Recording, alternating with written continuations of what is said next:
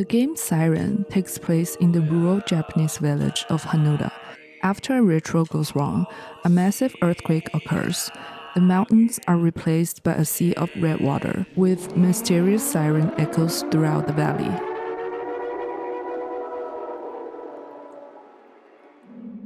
The story of the game is told through the perspective of 10 different survivors over the course of 3 days.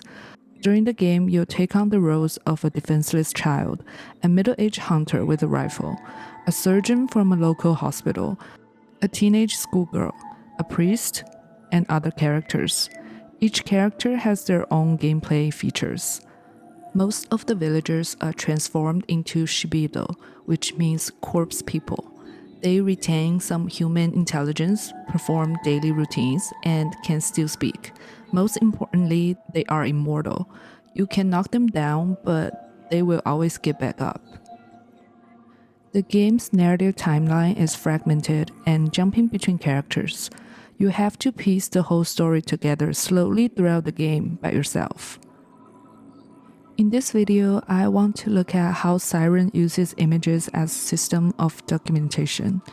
Through surveillance, fragmented archives, and degraded visuals, the game builds horror through accumulation rather than escalation. Along the way, I'll connect these ideas to artists such as Taryn Simon, Shomei Tomatsu, and Harun Farocki, whose practices engage with similar questions around control, visibility, and how images operate inside larger systems. A quick disclaimer: the following discussion might involve spoiler content.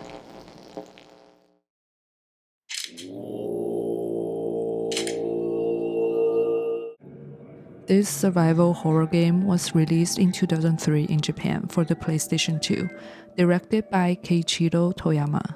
He was the director and screenwriter of the original Silent Hill. After the game's release, Toyama has left Konami and joined Sony's Japan studio, where he developed the new horror franchise Siren, and later on another new IP named Gravity Rush. After Sony's Japan studio has disbanded, he and other former team members founded Bokeh Game Studio in August 2020, where Toyama developed Slitherhead, which was released in 2024. In 2002, the Siren developers visit a small abandoned village near the city of Chichibu. It was this village that served as the inspiration for Hanuda from the game. Siren also used this unique motion capture methods, which layer photos of actors' faces taken from 8 different angles with specific expressions and apply these textures onto 3D models to achieve this eerie, unsettling look. The characters feel slightly out of sync with themselves, creating that persistent discomfort throughout the game.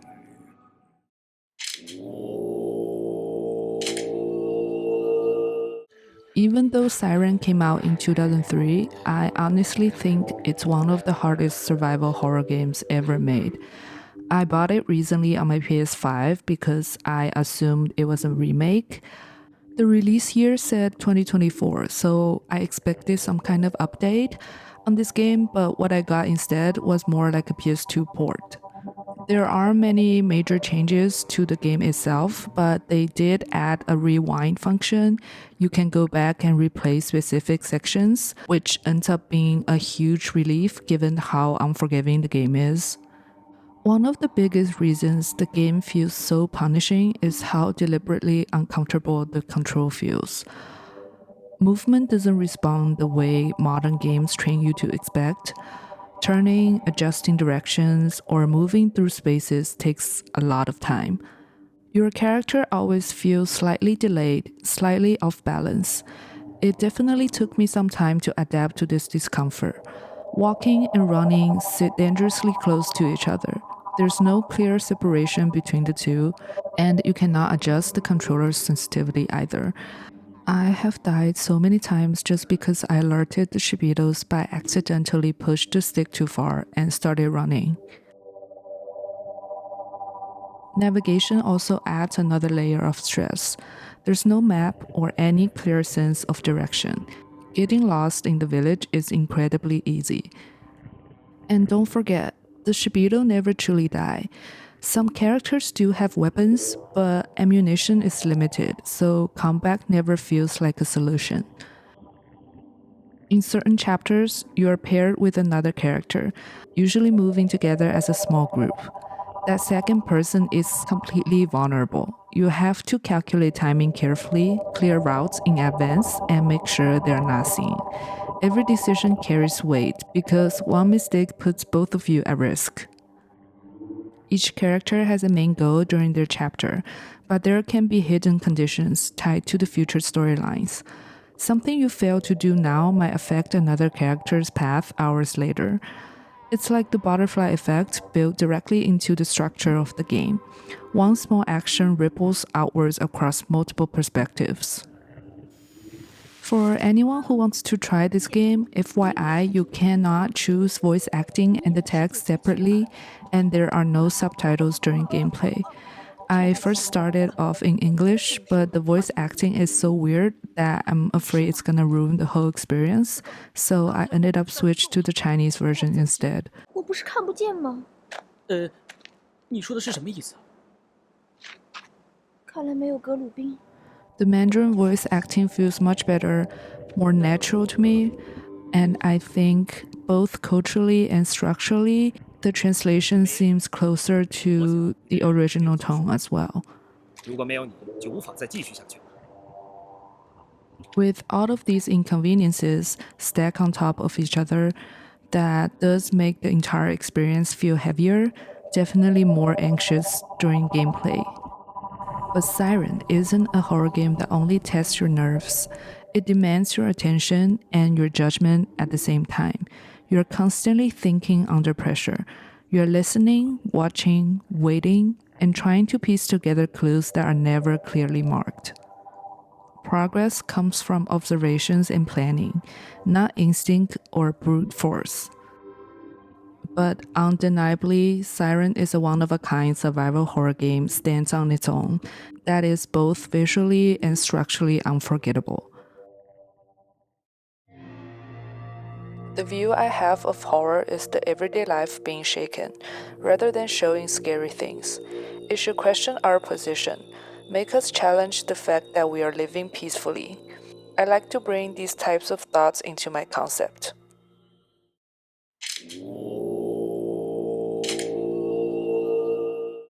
Degraded visuals plays an important role here.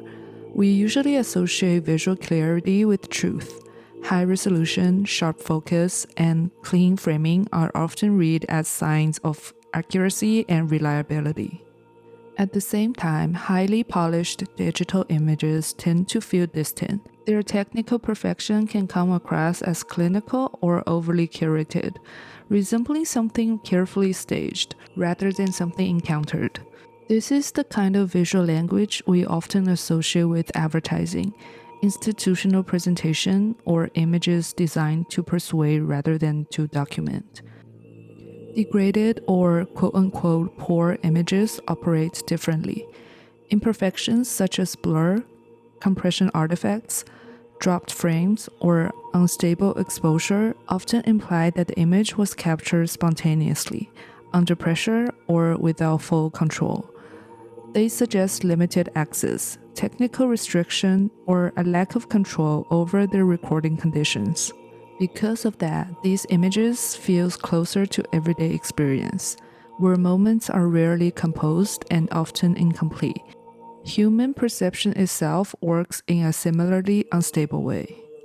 We do not experience the world as a continuous, high-resolution recording.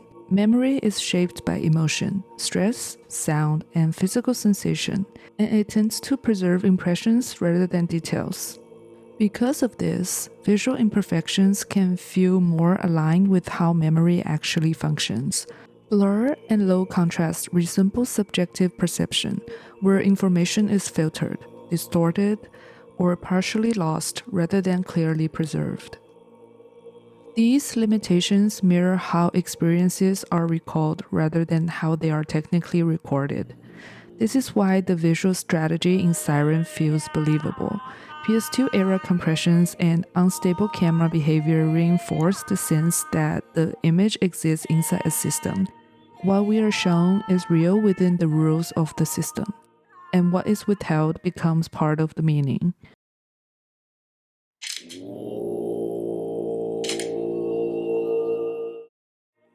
With Siren's fragmented timelines and narratives, it seems like the game never really asks you to embody a character. It places the player within a distance. Let us observe how each person is trapped inside a larger system. Characters feel less like protagonists and more like entries inside an archive. You never get the full picture at once. Meaning emerges slowly through repetition and partial access. This logic sits very close to Taryn Simon's photographic practice. Taryn Simon is an American artist whose practice centers on systems of control, restricted knowledge, and institutional visibility. Working primarily through photography paired with rigorous textual research, Simon documents sites, objects, and archives that are hidden from public access, ranging from classified government facilities to seized contraband and biological repositories. Her images are neutral and decontextualized, where meaning is stripped from emotion and reduced to administrative logic. Simon's work exposes how power operates through documentation itself, revealing photography not as transparency, but as a mechanism that classifies, contains, and regulates reality. In projects like An American Index of the Hidden and Unfamiliar and Contraband, Simon photographs subjects that exist behind layers of institutional control. An American Index of the Hidden and Unfamiliar is the result of a 4-year photographic research into places that exist beneath the surface of American national identity. These are the sites that are unseen and inaccessible from the public view. For this project, Simon works as both an informant and a collector, assembling an inventory of spaces that most people are never allowed to see. Through careful documentation, she examined American culture across fields like science, government, medicine, entertainment, nature, security, and religion. What the work exposes is the gap between those who are granted access and those who are not. Behind every image lies years of negotiation and research, all condensed into a single photograph paired with explanatory text. Together, the images and texts reveal the hidden structure that supports the country's mythology, institution, and everyday functioning. Clarity does not equal transparency. The photograph becomes the evidence of the system rather than a window into truth. Neither Siren nor Simon's work provides a single explanatory image. Each one of them is incomplete on its own narrative. The players or the audiences becomes an unwilling archivist, unconsciously assemble fragments after the catastrophe has already occurred.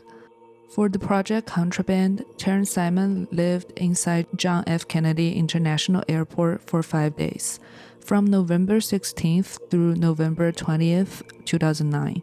JFK handles more international passengers rather than any other airports in the US, making it a key site where national borders are enforced on a daily basis.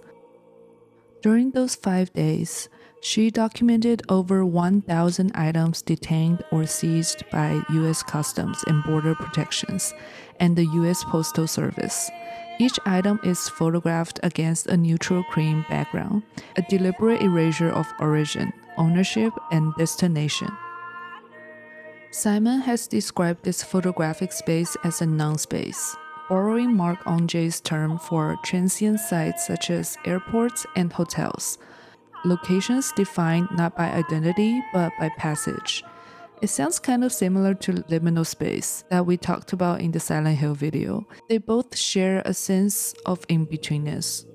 What's different is that non-places are defined by a lack of identity, history, or relationship and are designed for transit or consumption. while liminal spaces are in-between places or states of transition that evoke feelings of ambiguity, nostalgia, or unease. The neutral backdrop produces a second non-space, where contraband floats untethered from context, suspended in a state of administrative afterlife. These objects exist only as records of interruption. Hanuda village in Siren becomes a similar non-space. It is geographically specific, yet historically frozen, emptied of progression. A place doesn't belong to either side of the world. Contraband operates as an archive of suspended futures.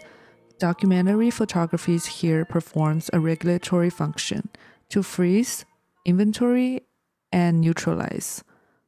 Just like Simon photographs seized items at the moment their function has collapsed in contraband, you'll notice most of the items that you found in Siren have already failed its function. That no longer prevents the catastrophe.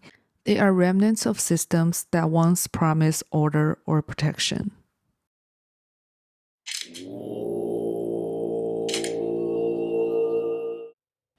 When Siren introduces sidejacking, it feels like the game is giving you power.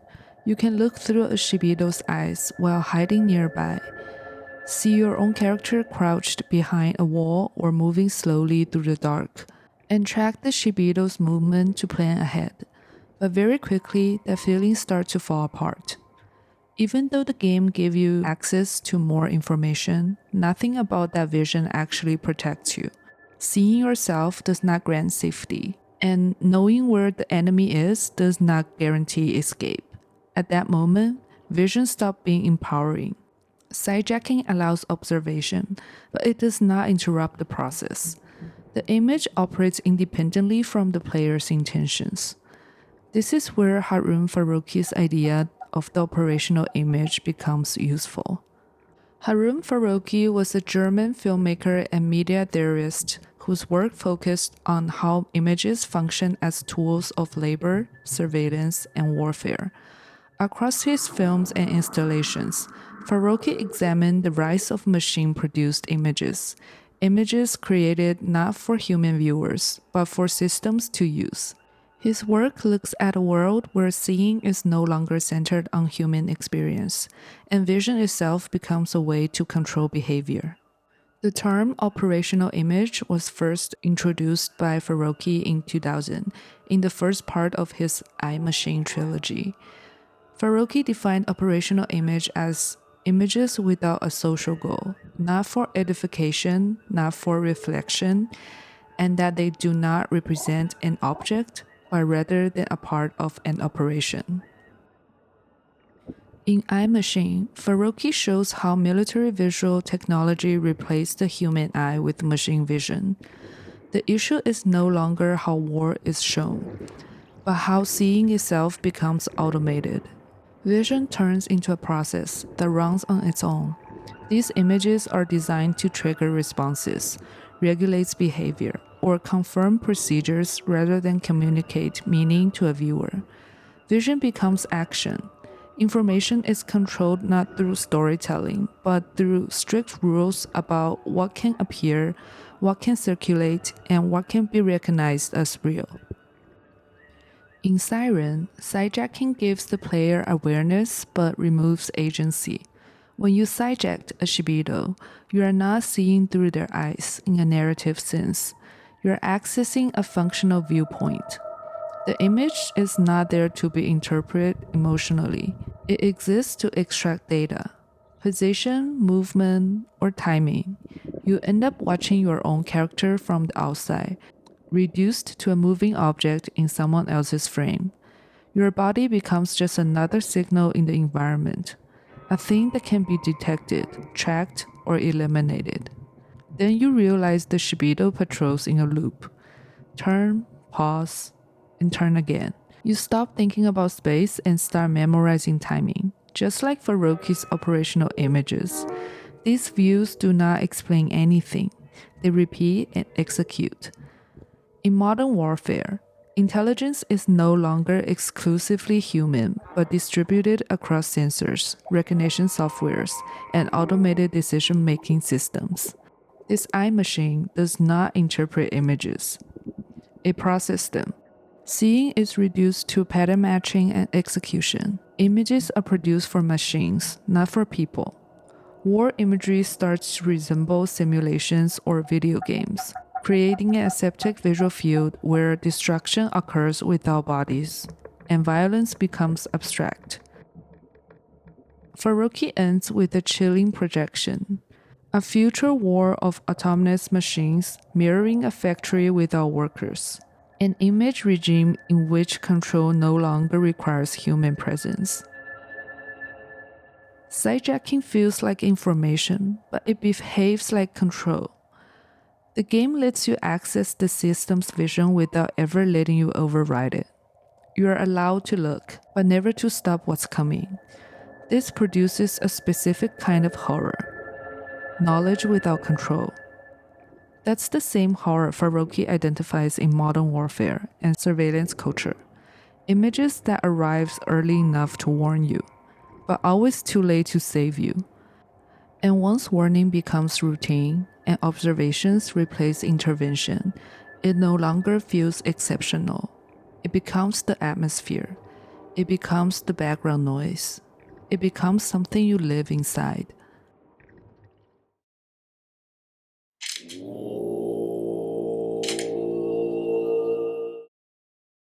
In Siren, the mythology or the code is like entering a system. The village doesn't collapse because something evil appears.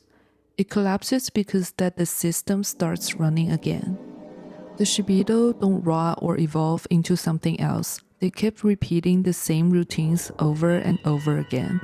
It's like they're suspended where they were when the system locked into place. It's an infinite loop.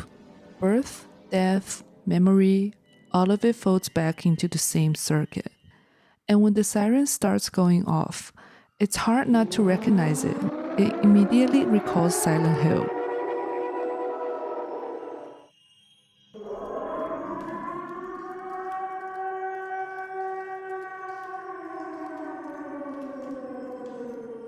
But why choose this? It's definitely not just a coincidence that the director used the same soundtrack in two different games. In Silent Hill, the siren sound marks a transition.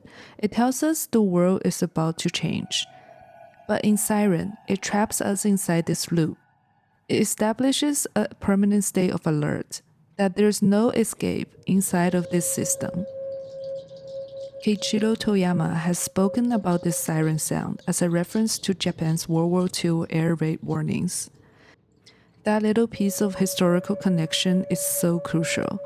It makes so much sense when you think about the setting of the game. But in the game, those sirens didn't mark a single moment of danger. It's more like the sound stretched time apart. Life didn't just stop. People waited, not knowing whether the destruction would arrive or pass. Once the sound goes off, the village will never exist that loop again, even though it continues to function like nothing happened. A Japanese photographer understood this kind of lingering damage long before digital media. Shomei Tomatsu was a Japanese photographer whose work shaped how post-war Japan came to see itself, emerging in the years after World War II. Here's another cool reference I want to put it out here. Death Stranding's beauty handprint, which feel very reminiscent of Shomei Tomatsu's work. Tomatsu turned his camera toward the physical and psychological aftermath of defeat, occupation, and rapid modernization. Rather than documenting events directly, he focused on what's remained: damaged objects, scarred bodies, fractured city spaces, and everyday scenes charged with unresolved tension. His images feel unstable, as if history was soaked into matter itself. In his 1961 photograph, Bottle Melted by Atomic Bomb Heat, Nagasaki, there's no explosion. What we see is what's left behind. The glass is twisted and misshapen, still holding the pressure of the blast. The image is quiet, but heavy, as if heat and force are still trapped inside the object. The same tension appears in his chewing gum and chocolate series from the late 1950s. American occupation soldiers appear in fragments, propped faces, polished boots, casual gesture. Power looks ordinary. The rapture of history has settled into routine. Toyama could have made the Shibitos more monstrous or grotesque, but instead, he made them keep doing what they were doing before. Farming, walking in the village, guarding the streets. Why did he do that? It's really hard for me to not link those Shibitos movement with post-trauma repetition compulsion. Habits that continue even after meaning has collapsed. Tomatsu's photographs of watches stopped at the moment of the atomic blast push this even further. The object records interruption, not closure, even though the event is over, but it doesn't mean that people are ready to move on. Throughout his career, Tomatsu treated photography as a form of delayed witnessing. His images do not explain the past or offer the viewer any closure. They just reveal how trauma embeds itself in matter, perception, and daily life. Tomatsu believed post-war Japan never truly left the war behind. Society resumed function while carrying unresolved damage at a sensory level. His photographs revealed a country living inside an echo. Siren created that same fracture in Hanuda village and turned that echo into horror. Its power comes from reproducing the same state of alert. The body reacts before a memory or meaning can catch up, across history, games, and memory. Throughout the story of Siren, they are all talking about one thing: arriving too late. Just like that locked box in Silent Hill with 3 different locks on, where you go through hell to open it only to realize that it's empty and it leads to nowhere. In the end, it's all for nothing. The delay applies to everyone in Siren, not just the characters, but also us players. What the game leaves you with is a record of failures, assembled piece by piece after everything else has already collapsed. Thanks for watching. If you enjoyed this video, please like and subscribe. Let me know about your thoughts on this in the comment section below. I'll see you in the next video.